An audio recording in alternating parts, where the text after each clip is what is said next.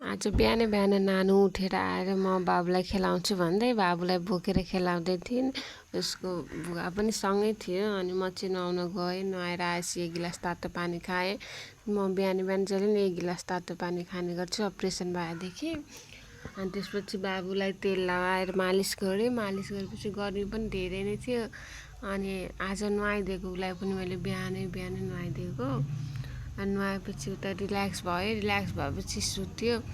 सुतेपछि अब खाना बनाउनुतर्फ लागेँ। अब के बनाऊँ भयो। तरकारीहरू केही थिएन। बजार जानै पाएन। हस्बेन्डलाई ढिला हुन्छ अफिसबाट आउँदा आउँदै। अनि त्यही भएर बजार जानै पाएन। छुट्टीको दिन मात्रै जान्छौँ हामी। अनि आलु मात्र भएर मैले आलुको चप बनाउन थालेँ। प्राय तराईमा हुनेलाई सबलाई चप मनपर्छ। मलाई नि मनपर्छ। मेरो त फेभरेट हो। मेरो हस्बेन्डलाई नि एकदम मनपर्छ। त्यसैले मैले आज कति दिनपछि चप बनाएको। अनि मेरो हस्बेन्डलाई नि एकदम मनपर्छ। चप मात्र के बनाउनु भने 2-3टा आलु पनि काटेँ। आलु पकौडा बनाइदिएँ। अब मेरो हस्बेन्ड पनि आउनुभयो। अब उहाँले फ्रेस भएर अब खाना बस्नुहुन्छ। अनि उहाँको लागि मैले खाना पस्किदिएँ र उहाँलाई दिएँ।